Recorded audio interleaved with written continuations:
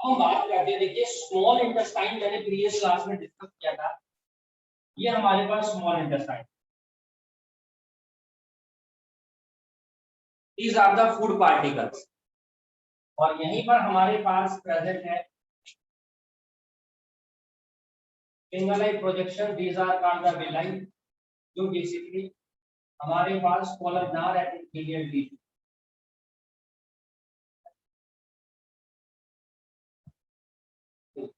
But these are termed as villi। अब हम लोग क्या देखते हैं, जहां जहां पर इनके ऊपर फ्री सरफेस होती है, इसी के ऊपर प्रेजेंट होती है इनके ऊपर माइक्रोविल्ली।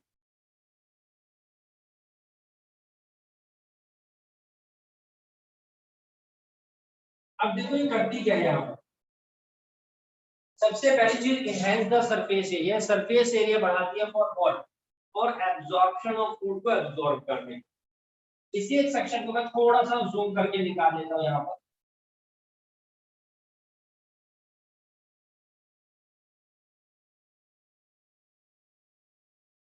ये इस तरीके वाला सेक्शन में जूम करके निकाल दिया। यहाँ पर बच्चों विलाई प्रेजेंट है हमारे पास, इसी के ऊपर फर्दर ये देखिए माइक्रोविलाई प्रेजेंट।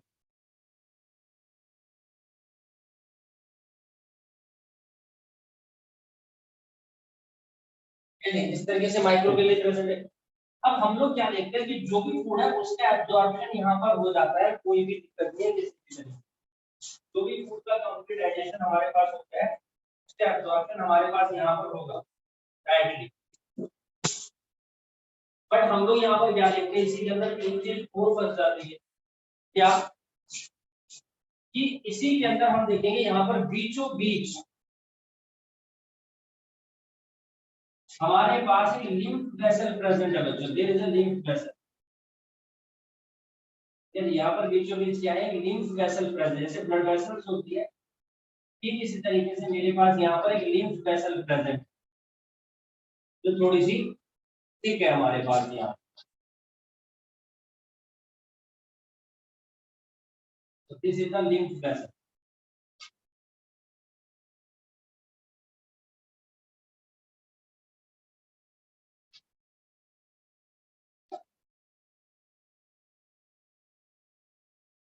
ये लिम्फ वेसल है और इसी लिम्फ वेसल का नाम है यहाँ पर लैक्टियल।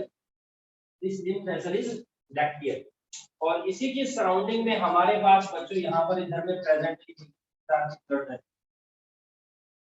ये ब्लड वेसल्स होती है, और इन ब्लड वेसल्स में हमारे पास एक तो है आर्टरीज और दूसरी होती है वेन्स।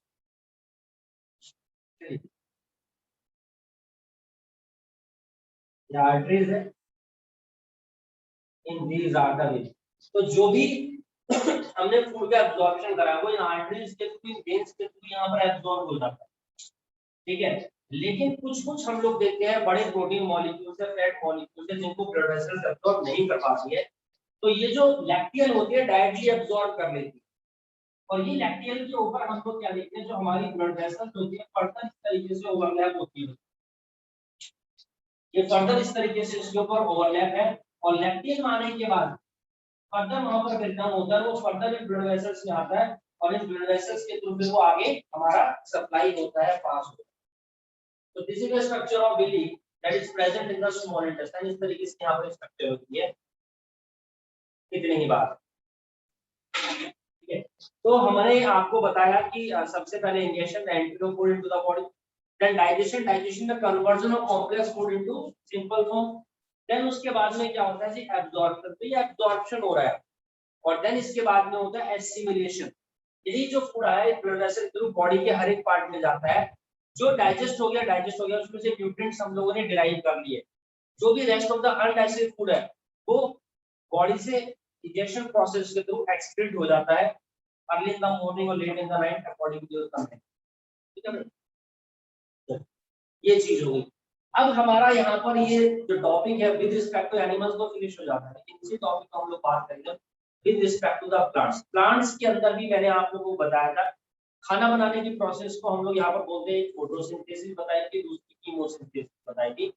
कीमोसिंथेसिस में they derive their food from chemicals, done.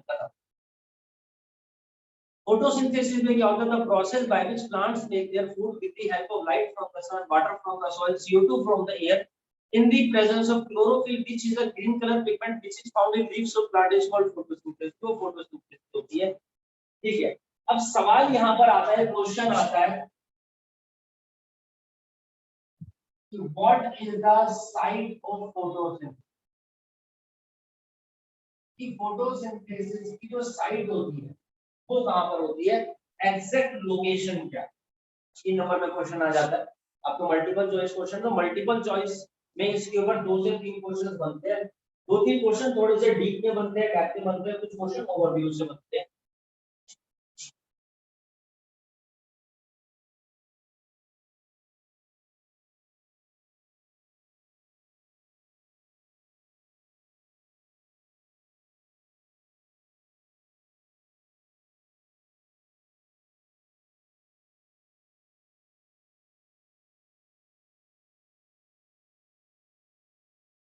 रिजल्ट्री पहला डायग्राम, इसमें से लीफ को निकालिए। ये मेरे पास लीफ है, ले लीजिए, दिस इज द लीफ। अब इस लीफ के अंदर ये जो स्ट्रक्चर है यहाँ पर, this is termed as petiole, ये कहलाती है मेरे पास पेटियोल। और petiole is made up of this type of tissue, it is made up of collenchyma. ये कोलिनकाइमा टिश्यू की बनी हुई जो इसको फ्लेक्सिबिलिटी और रिजिडिटी यहाँ पर प्रोवाइड करता है।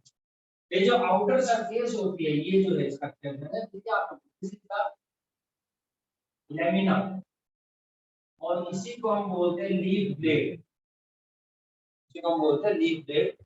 इसमें जो आगे वाला पोर्शन होता है, this is called the limb, और ये पीछे वाला portion, this is called the claw. ठीक, ये जो बीच वाली स्ट्रक्चर दिख रही है, this is called the midrib, ये हमारे पास मिडरिफ है। These are the structures, those are termed as veins, और इन्हीं में फर्दर ब्रांचेस होती है जिनको हम बोलते हैं यहाँ पर वेनलेट्स। इसको हम क्या बोलते हैं यहाँ पर बच्चों? वेनलेट्स बोलते हैं। और मैं आपको बताऊं कि जो जाइलम और फ्लोएम होते हैं, देखिए जाइलम और फ्लोएम यहाँ पर जो यहाँ से क्या कर रहे हैं, वाटर को ड्राइव कर रहे हैं, मिनरल्स उसी के अंदर डिसॉल्व होकर के जा रहे हैं, ठीक है।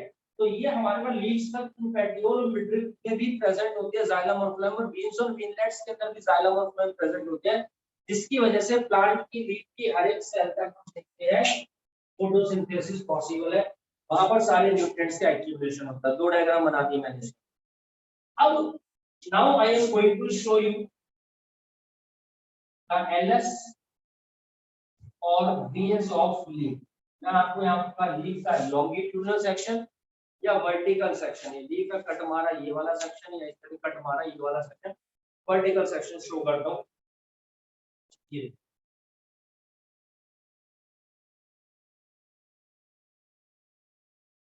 दिस इज द लीफ, ठीक है। और इसी लीफ के अंदर हम लोग यहाँ पर देखते हैं जो सबसे ऊपर वाली जो लेयर है, this is the upper epidermis. Upper layer जो होती है वो हमारी एपिडर्मिस कहलाती है। There is a upper epidermis, ये अपर एपिडर्मिस है।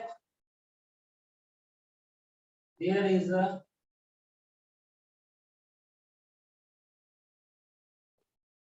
लोअर एपिडर्मिस, ये हमारे पास नीचे लोअर एपिडर्मिस है। अब इसी के ऊपर हम लोग यहाँ पर देखते हैं एक लेयर और प्रेजेंट होती है ना, जो बिल्कुल चिकनी लेयर होती है, this is called the cuticle, this is called the cuticle, जो क्यूटिकल लेयर होती है, ठीक।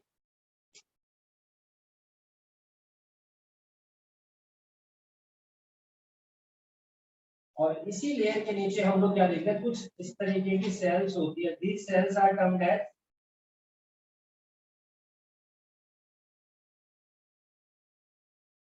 these are termed as mesophyll cell, ये हमारे mesophyll cell कहलाती है। अगर आप लोगों ने चैप्टर्स के एमसीक्यू क्वेश्चंस की प्रैक्टिस करी होगी लेटेस्ट पैटर्न के अकॉर्डिंग, तो mesophyll cell जरूर आएगा। अब ये मेसोफिल सेल सिंगल सेल है, लेकिन इसकी पूरी की पूरी यहाँ पर ये लेयर है, तो this layer is termed as palisade layer. ये पूरी लेयर हमारे पास क्या कहलाती है बच्चों? पॉलीसेड लेयर कहलाती है। इस मेसोफिल सेल के अंदर ये देखिए, this is the presence of a vacuole. ये वैक्यूल हमारे पास प्रेजेंट है।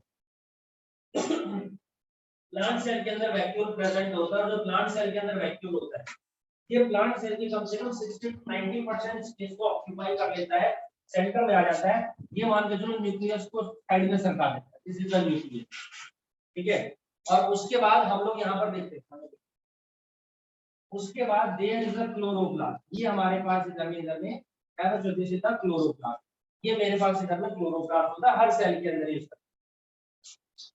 बीचों बीच यहाँ पर हमारे पास प्रेजेंट है द जाइलम और फ्लोएम।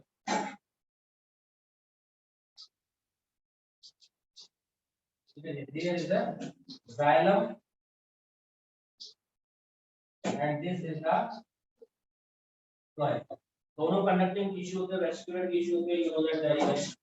और इनके बाहर ये देखिए कि स्पेशल सेल आप लोगों को देखने को मिल रही है। These are called the bundle sheath cell. These are the bundle sheath cell. ये हमारे पास इधर में bundle sheath cell है बच्चों। ये बन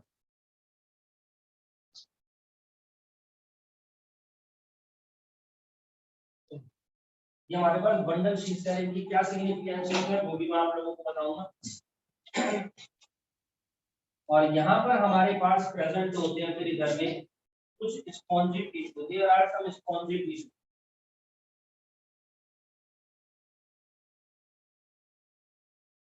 स्पॉन्जी टिश्यू कौन से होते हैं प्लांट के अंदर, कोई बताना चाहता है?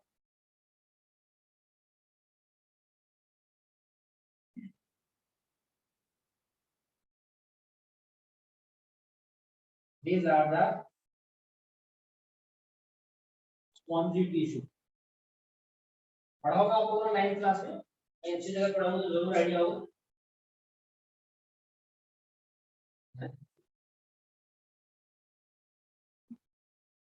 पेरेन्काइमा, पेरेन्काइमा टिश्यू होते हैं। पेरेन्काइमा, पॉलीकाइमा, parenchyma.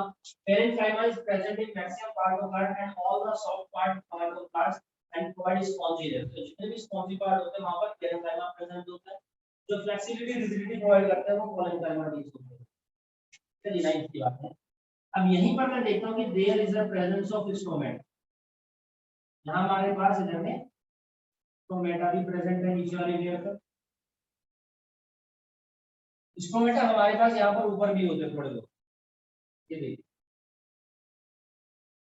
these are also stomata। अब जो स्टोमेटा ऊपर प्रेजेंट होते हैं उनको हम बोलते हैं एडएक्सियल स्टोमेटा, एडएक्सियल। और जो नीचे वाले होते हैं उनको मैं बोलता हूँ एडएक्सियल, एडएक्सियल स्टोमेटा। ऊपर वाले एड और नीचे वाले एडएक्सियल।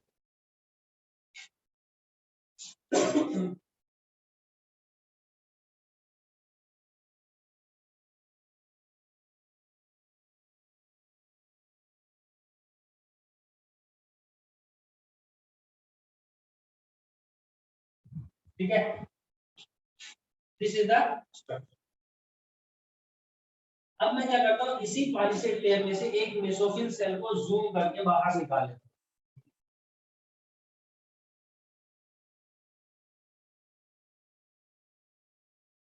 This is the vacuole. ये हमारे पास वैक्यूल है और इसकी आउटर लेयर कहलाती है मेरे पास मोनोप्लास्ट। This is the nucleus. ये हमारे पास न्यूक्लियस है और यहाँ पर प्रेजेंट है chloroplast. And chloroplast is a double layer structure.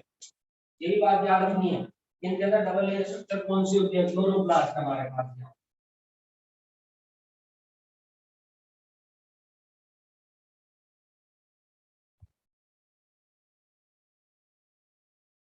ठीक है, अब हम लोग यहाँ पर क्या करते हैं कि इस मेसोफिल सेल में से क्लोरोप्लास्ट को बाहर निकाल लेते हैं, तो जूम कर, ठीक है, इसको हम जूम करके यहाँ पर बाहर निकाल लेते हैं और इसके बारे में बात। अब इस क्लोरोप्लास्ट को हम लोग यहाँ पर बाहर निकाल,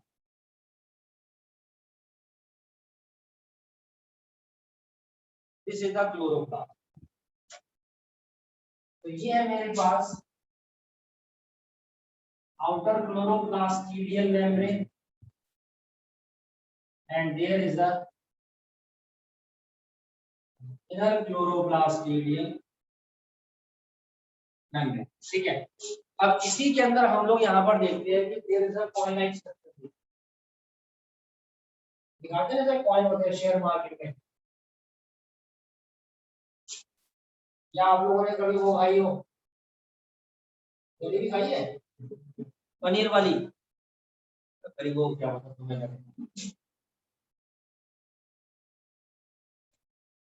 इमरती की बात कर रहा हूँ, ऐसी होती है सुंदर सी, है ना।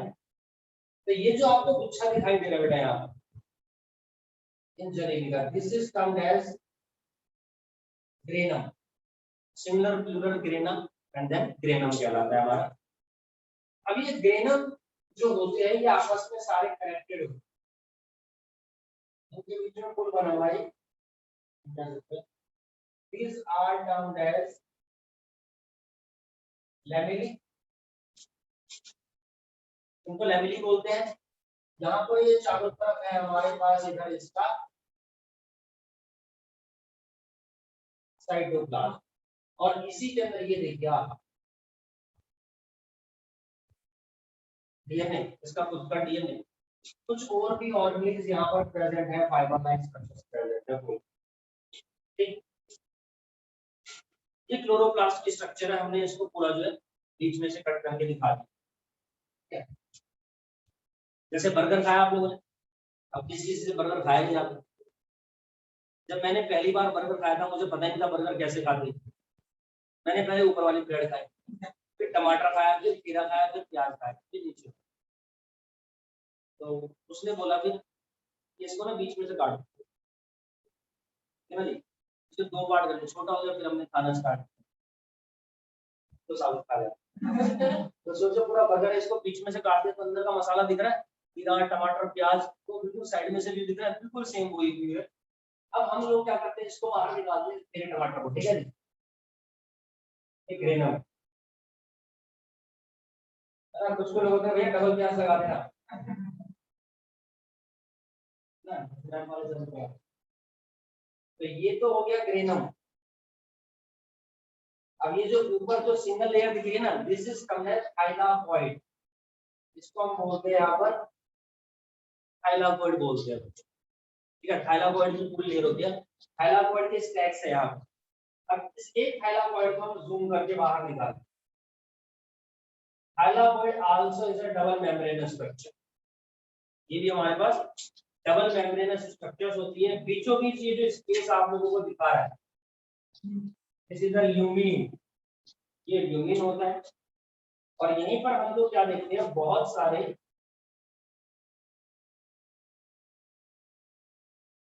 मॉलिक्यूल्स का पूरा एक गुच्छा होता है, जो फोटोसिंथेटिक मॉलिक्यूल्स होते हैं, ठीक है, और उसी को हम बोलते हैं फोटोसिस्टम, ठीक, जिसको हम बोलते हैं फोटोसिस्टम। अब इस एक फोटोसिस्टम को जूम करके बाहर निकाल लेते हैं, तो हम लोग क्या देखते हैं, इस एक फोटोसिस्टम के अंदर लगभग 230 से 250 क्लोरोफिल पिगमेंट प्रेजेंट होते हैं, यहाँ होते हैं फोटोसिंथेसिस, जहां पर हम लोग क्या देखते हैं, वेयर फोटोसिंथेसिस टेक्स प्लेस। अब मैं आपको बता दूं कि जो अंदर यहाँ पर हमारे पास जो ये जो लिक्विड बनेगा साइटोप्लाज्म है, इसको हम लोग बेसिकली स्ट्रोमा भी बोल देते हैं, and also termed as matrix, also termed as matrix. तो ये जो स्ट्रक्चर है ना, इन्हीं को हम लोग स्ट्रोमल लैमेली भी बोलते हैं।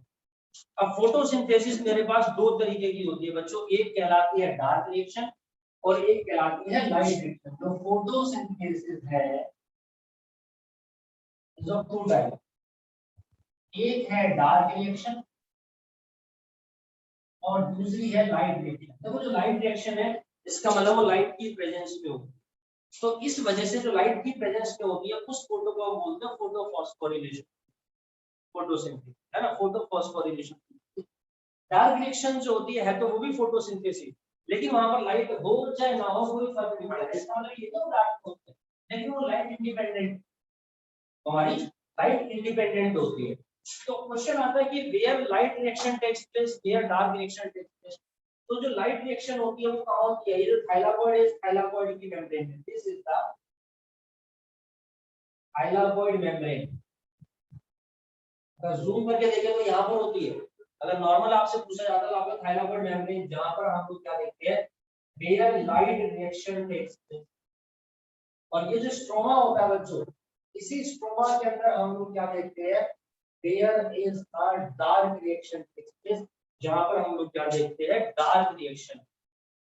ठीक, ये जो बंडल शीट सेल होती है इनका सिग्निफिकेंस क्या होता है? देखिए कई बार क्या होता है, ऐसी जगह जहां पर हम लोग क्या देखते हैं, पानी की अवेलेबिलिटी बहुत कम है, ठीक है जी, जहां पर वाटर की अवेलेबिलिटी बहुत कम है, और वहां पर क्या करते हैं, लीव्स अपने अंदर मॉडिफिकेशंस लाती है, एडेप्टेशन लेकर आती है। जैसे मान लो लीफ है, फ्लैट सरफेस है, पूरी पे अपनी सनलाइट पड़ रही है, तो वो लीफ रोल हो जाएगी ऐसे।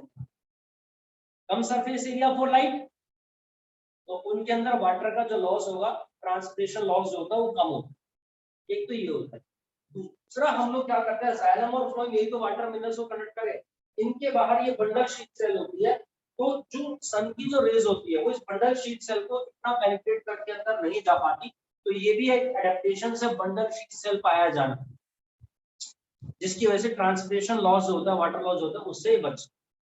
दूसरी चीज हम लोग क्या देखते हैं, कई बार क्या होता है कि जो ऊपर नंबर ऑफ स्ट्रोमेटा होते हैं कम होते हैं, नीचे ज्यादा पाए जाते हैं, ये भी एक इससे बचने का तरीका है। चौथी चीज हम लोग क्या देखते हैं कि ऊपर की सरफेस पर भी स्ट्रोमेटा है, नीचे की सरफेस पर है, लेकिन हम लोग कहते हैं स्ट्रोमेटा दिन में ओपन नहीं होते, वो सीधा रात में ओपन होंगे, जिसके थ्रू गैसेस का एक्सचेंज हो रहा है। तो वो भी हमारे पास यहाँ पर इनके लॉस से प्रिवेंट करने के लिए होता है। तो this is all about the fluorescent diagram. नीचे में कितने हो, 1 2 3 4 5 6 7 8, 3 नंबर पूरे। अगर एमसीक्यू क्वेश्चन आ रहे 8 हमें 8 नंबर पूरे। चलिए, this is all about the photosynthesis.